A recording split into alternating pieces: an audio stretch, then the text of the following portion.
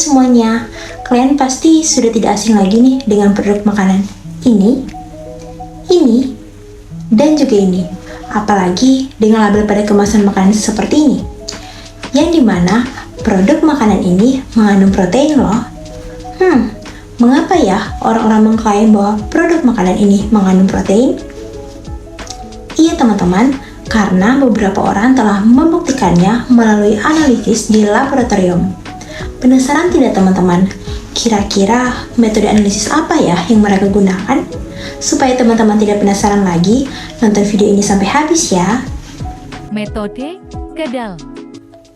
Nah teman-teman, metode Kedel inilah yang merupakan salah satu metode analisis kuantitatif untuk menentukan sejumlah protein yang terkandung pada produk bahan makanan. Metode Kedel ini memiliki prinsip menguraikan komponen yang ada dalam sampel menggunakan asam dan katalis. Kemudian, komponen nitrogen diubah menjadi amonium sulfat yang hasilnya dinetralkan dengan alkali serta disuling menjadi larutan asam borat yang nantinya dititrasi untuk mengetahui banyaknya asam borat yang bereaksi dengan amonia, yang dimana hal ini mengindikasi adanya jumlah kandungan protein. Yang dimana prinsip tersebut termuat pada 3 tahapan yang akan dilakukan dalam metode Kedel ini, yaitu destruksi, destilasi, dan titrasi. Yang pertama kita akan membahas mengenai destruksi. Tahapan destruksi dilakukan dalam proses pemanasan dengan penambahan asam dan katalis, yang dalam hal ini katalis dapat berupa K2SO4 atau HGO. Sehingga hal ini mampu mengurai unsur-unsur penyusun sampel yang nantinya unsur nitrogen akan terkonversi menjadi amonium sulfat.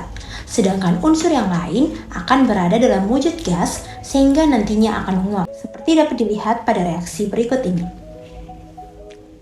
Adapun proses dalam destruksi yaitu awalnya sampel ditaruh pada labu kedal, kemudian ditambahkan K2SO4 sebagai katalis dan H2SO4 sebagai pendestruksi. Kemudian digojok, setelah itu dipanaskan di atas bunsen, yang dimana proses ini dilakukan di dalam lemari asam. Sehingga nantinya terjadi perubahan larutan dari gelap keruh hingga jernih, di mana larutan jernih tersebut mengandung amonium sulfat. Dan diketahui juga ketika larutan tidak berasap, di mana ini mengindikasi bahwa proses destruksi telah selesai. Yang kedua, destilasi. Destilasi merupakan proses setelah destruksi selesai, yang dimana pada tahapan ini amonium sulfat hasil destruksi akan dinetralisasi untuk memberikan suasana basa, serta untuk mencegah pembentukan ion kompleks antara asam sulfat dengan katalisator. Pada tahapan ini terjadi pemecahan amonium sulfat menjadi amonia, yang nantinya akan ditangkap atau terpisah pada wadah destilat yang telah mengandung larutan standar serta indikator. Adapun proses yang akan terjadi pada tahapan destilasi ini yakni amonium sulfat dimasukkan dalam labu destilasi, ditambahkan NaOH, kemudian air sampai setengah bagian labu destilasi, kemudian ditaruh pada alat destilasi dan proses destilasi dimulai, di mana amonia akan terpisah dari amonium sulfat ke dalam wadah destilat yang telah mengandung larutan asam borat dengan indikator metilen biru dan metilen merah, ataupun dengan larutan asam klorida dengan indikator fenolftalin. Dan yang ketiga, titrasi. Titrasi merupakan tahapan akhir dalam metode Kedel, di mana dalam proses titrasi ini akan dihitung banyaknya larutan standar yang bereaksi dengan amonia. Penitrasi yang digunakan tergantung titrat larutan standar yang dipakai. Apabila asam klorida dengan indikator fenolftalin yang digunakan, maka akan dititrasi dengan NaOH standar. Akhir titrasi ditandai dengan perubahan warna larutan menjadi merah muda dan tidak hilang selama 30 detik. Selisih jumlah titrasi blanko dan sampel merupakan jumlah ekuivalen nitrogen, yang dimana persen nitrogen dihitung menggunakan persamaan berikut ini.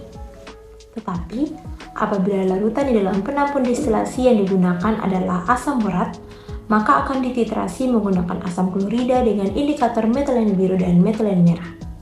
Akhir titrasi ditandai dengan perubahan warna larutan dari biru menjadi merah muda. Selisih jumlah titrasi sampel dan blanko merupakan jumlah ekuivalen, yang dimana persen nitrogen dihitung menggunakan persamaan berikut ini. Persamaan ini sama saja dengan persamaan sebelumnya, akan tetapi dalam persamaan ini yang digunakan adalah asam klorida atau HCl. Teman-teman, dengan persen nitrogen yang dihasilkan menggunakan persamaan tersebut, maka ketika dikalikan dengan faktor koreksi setiap sampel, maka kita akan mendapat atau menghasilkan persen protein. Faktor koreksi sendiri itu dapat ditampilkan berdasarkan tabel berikut ini. Perlu diketahui teman-teman, bahwa selain dari beberapa metode yang telah dijelaskan, terdapat juga hal penting yang perlu diperhatikan, yaitu dalam persiapan sampel. Nah, dalam persiapan sampel, sebaiknya sampel ini dipotong kecil-kecil dengan tujuan memperluas permukaan untuk mempercepat laju reaksi. Metode kedal ini sering digunakan karena memiliki kelebihan, yaitu yang pertama, dapat mengidentifikasi semua jenis makanan, yang kedua, murah apabila tidak menggunakan sistem otomatis, yang ketiga, akurat, dan yang keempat, telah dimodifikasi, sehingga metode ini mampu mengukur jumlah protein dalam mikrogram.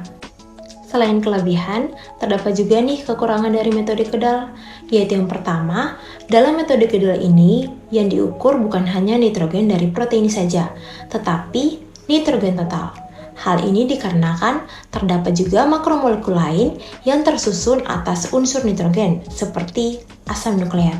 Yang kedua, dalam metode kedal ini memakan waktu minimal 2 jam untuk menyelesaikannya. Dan yang ketiga, presisi yang lebih buruk daripada metode lain karena dalam hal ini bukan hanya unsur nitrogen dari protein saja yang diukur. Kemudian yang keempat, reagen yang digunakan dalam metode kedal ini bersifat korosif. Bagaimana teman-teman? Sudah tidak penasaran lagi kan dengan cara menentukan kandungan protein? Semoga bermanfaat.